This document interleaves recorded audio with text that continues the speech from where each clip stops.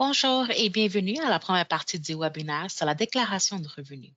Je m'appelle Nawara et je suis la coordinatrice bilingue de l'Ontario C'est chez moi et étudiants internationaux se connectent. Je vais vous guider à travers ce webinaire aujourd'hui. Nous allons couvrir les sujets suivants, donc expliquer le régime fiscal canadien.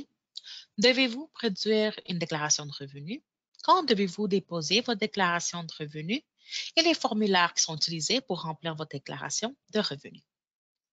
Donc, commençons avec le régime fiscal du Canada.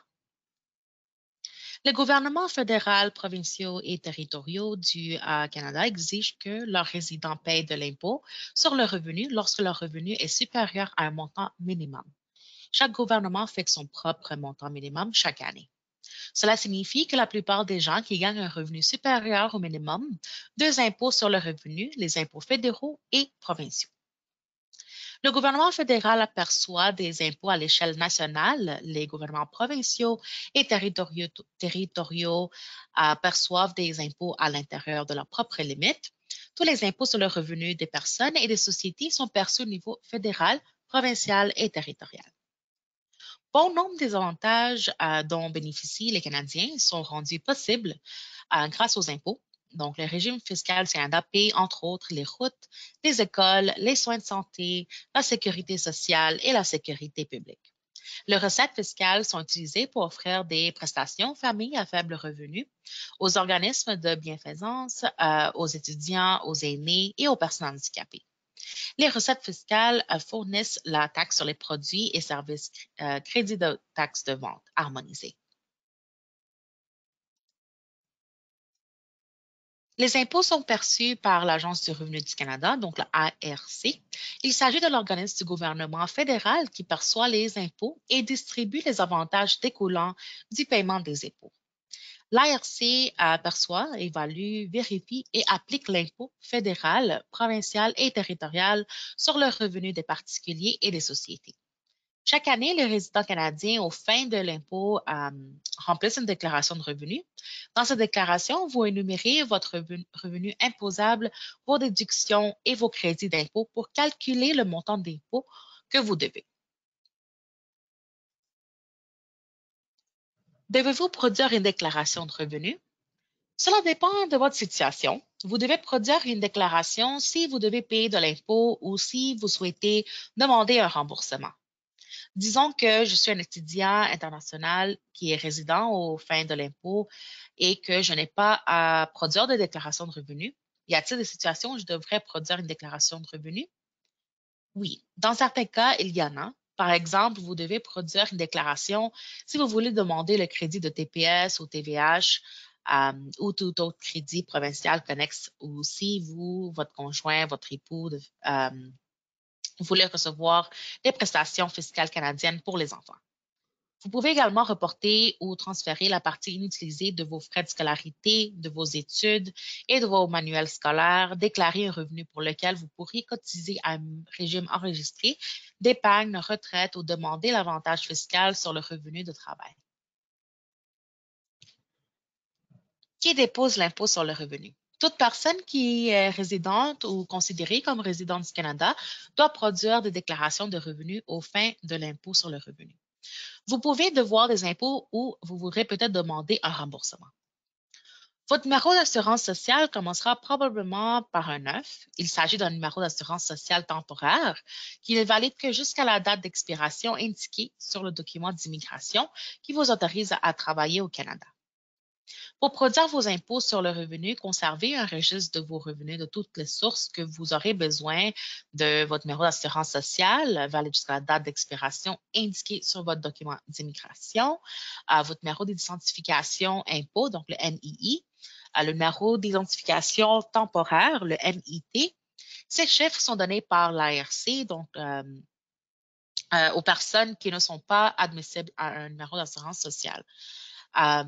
Pour ceux d'entre vous qui espèrent rester au Canada après vos études, c'est une très bonne idée de produire des déclarations de taxes.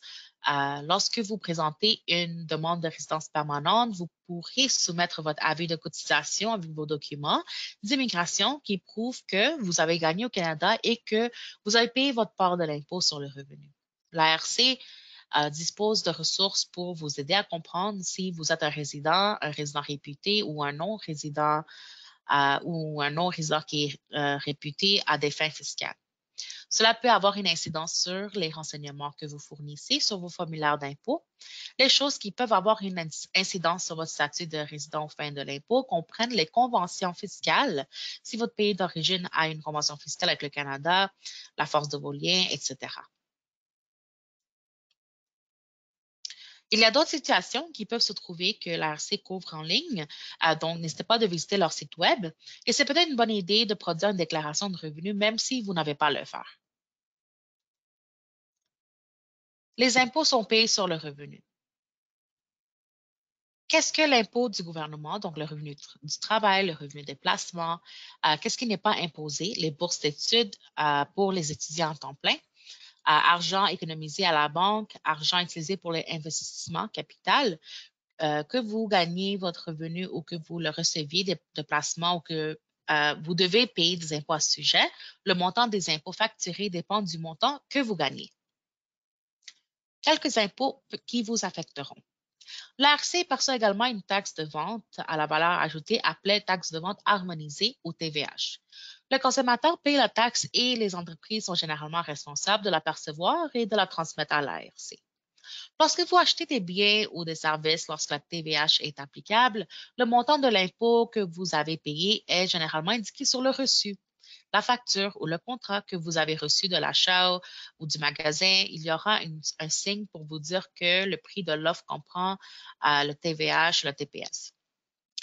Le régime fiscal canadien est fondé sur la résidence. Les résidents canadiens paient des impôts sur leurs revenus de toutes les sources, tant à l'intérieur qu'à l'extérieur du Canada, et les non-résidents du Canada ne payent des impôts que sur le revenu du Canada.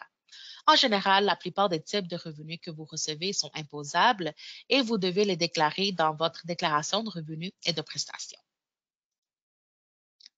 Quand l'impôt sur les revenus devrait-il être déposé?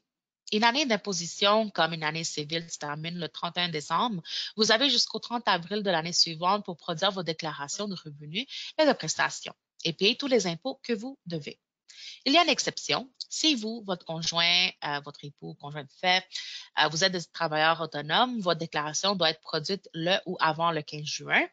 Gardez à l'esprit que si vous devez des impôts, vous devez quand même payer tout le montant dû avant le 30 avril.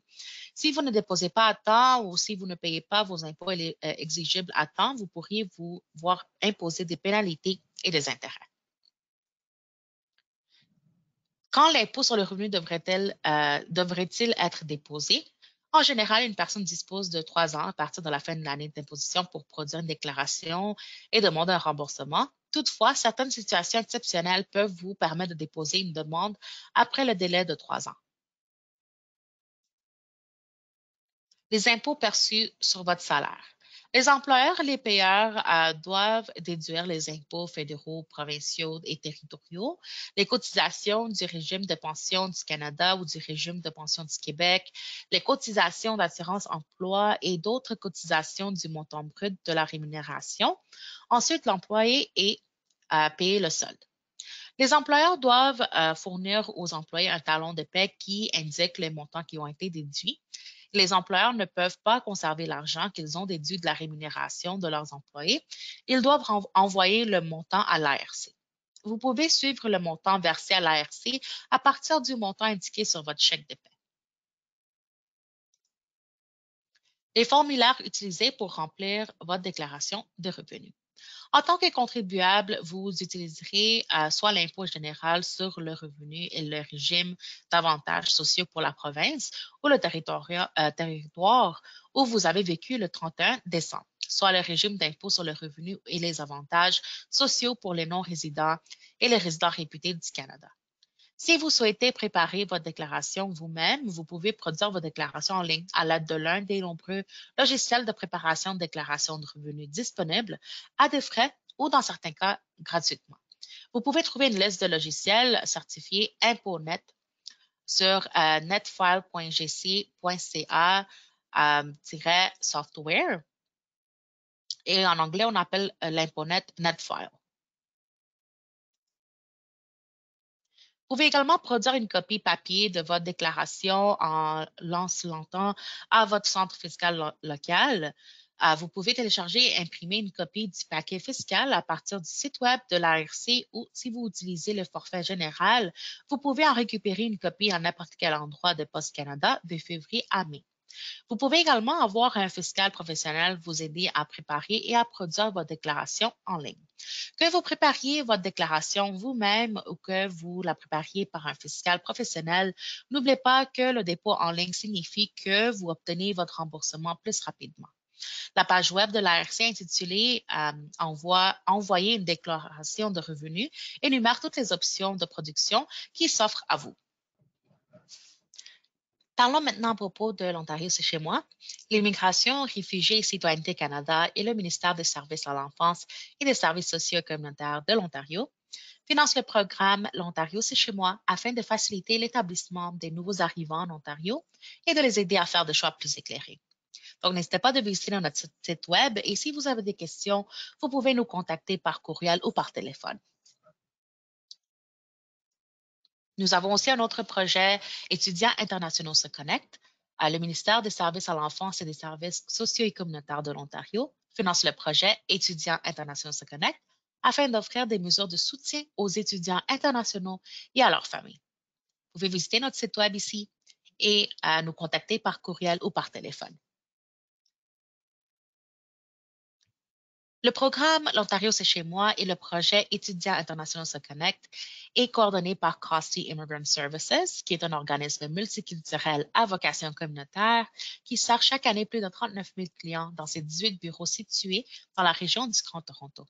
Crossley coordonne les deux projets pour l'ensemble de l'Ontario. Merci beaucoup d'avoir écouté à ce webinaire et n'hésitez pas de nous contacter si vous avez des questions en visitant notre site web ou en nous appelant ou en envoyant un message sur le courriel. Merci beaucoup encore et bonne journée.